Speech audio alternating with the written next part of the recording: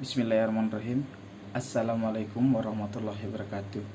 Perkenalkan, saya Andre Cepalera dengan NIM 1701009. Yang terhormat Ibu Nani Suraningsi SST MKes selaku Ketua Prodi D3 Teknik Ronsen Universitas Widya Husada. Yang terhormat Ibu Siti Rosida SST MKM selaku pembimbing 1 karya tulis ilmiah saya. Dan yang terhormat Ibu Halinda STR Rat MTR Kes selaku pembimbing 2 karya tulis saya. Serta Dewan Penguji. Baiklah, saya di sini akan mempresentasikan hasil karya tulis literatur dengan judul Efek Radiasi Sinar X pada Pemeriksaan Radiologi Terhadap Janin. Langsung saja. Latar belakangnya, menurut Indrati dan kawan-kawan 2017, efek stokastik adalah suatu efek radiasi yang terjadi secara acak tanpa ada dosis ambang, muncul setelah masa laten. Sedangkan efek non-stokastik atau deterministik adalah suatu efek yang pasti muncul bila dosis yang diterima seorang melebihi dosis ambang, dan umumnya terjadi beberapa saat setelah terpapar. Adapun efek deterministik pada wanita hamil yang berakibat pada janin yang dikandungnya, seperti kematian pada janin, malformasi organ tubuh, dan retardasi mental.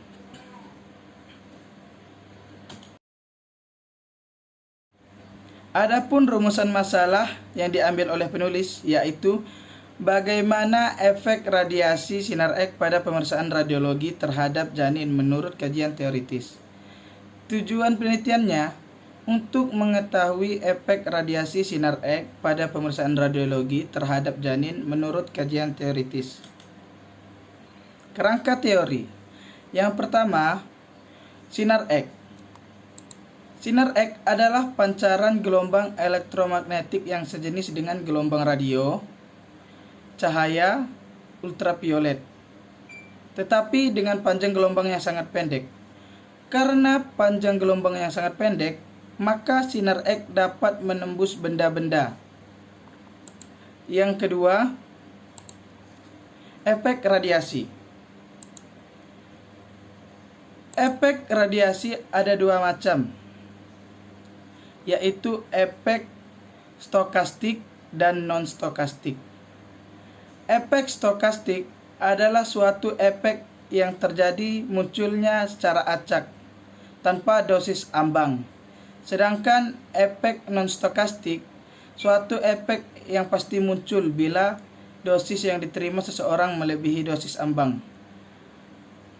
Adapun contoh efek deterministik pada ibu hamil yang berakibat pada janin yang dikandungnya, yaitu kematian pada janin, malformasi, dan retardasi mental.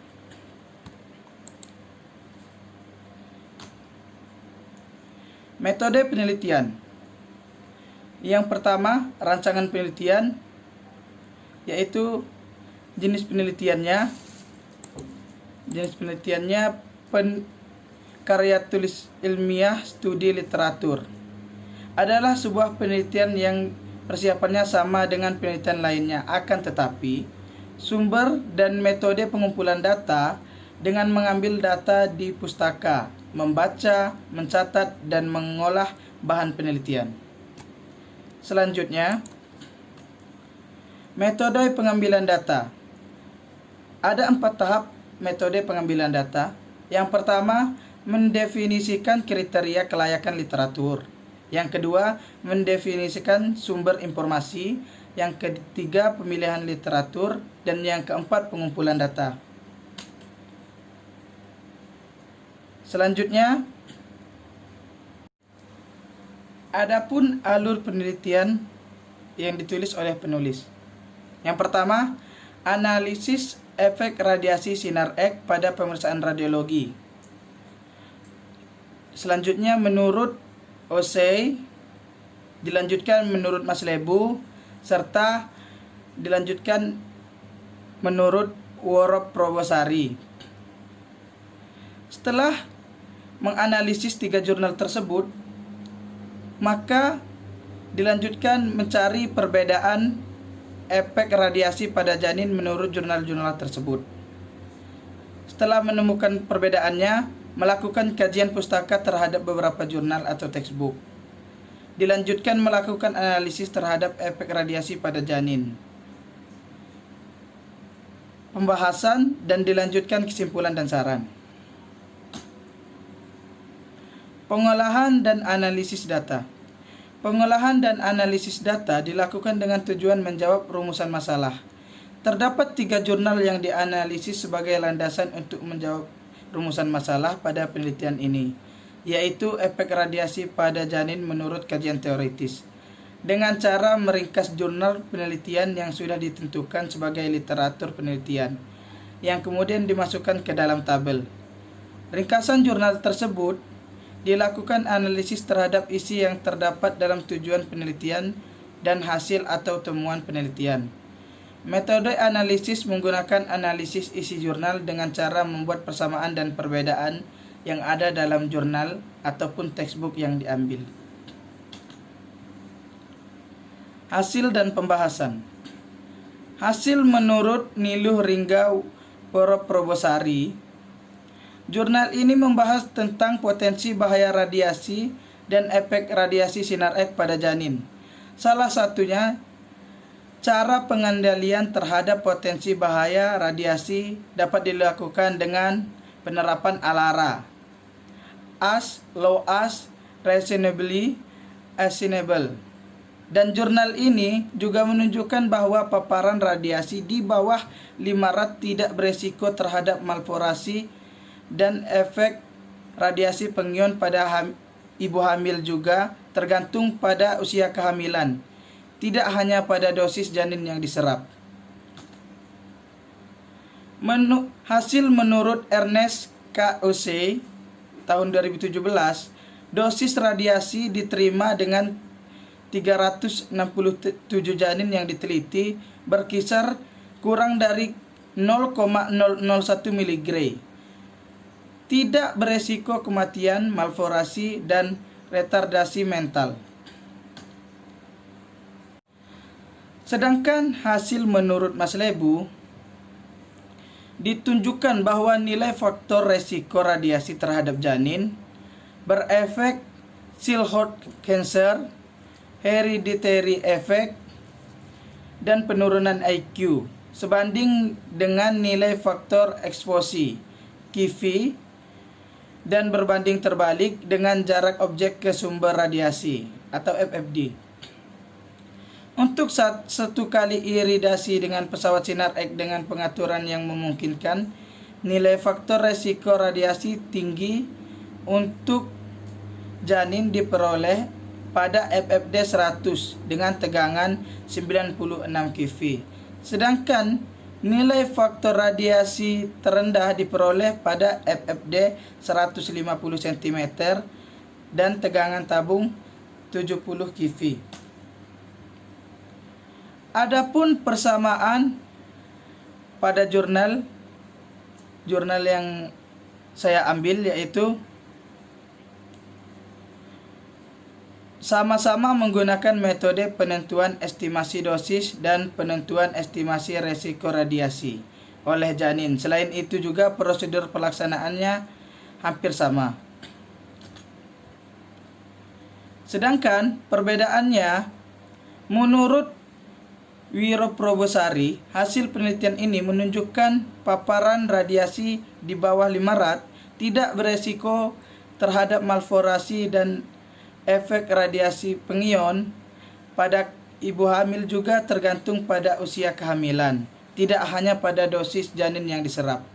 Sedangkan menurut Ernest K.O.C., resiko radiasi janin dari 367 janin yang terpapar radiasi dengan 414 pemeriksaan dari berbagai institusi 5 negara. Hasilnya, dosis radiasi berkisar kurang dari 0,001, tidak beresiko kematian janin, malformasi, dan retardasi mental. Dan yang terakhir, menurut Mas Lebu, perbedaannya Mas Lebu hanya meneliti satu pemeriksaan, yaitu pemeriksaan pelvis. Hasil penelitiannya menunjukkan variasi tegangan tabung pada FFD yang tetap memberikan nilai dosis janin yang berbeda-beda, sehingga banyak juga variasi efek radiasi terhadap janin, mulai cancer, hood cancer, heredity effect, penurunan IQ, dan environmental radiation. Pembahasan.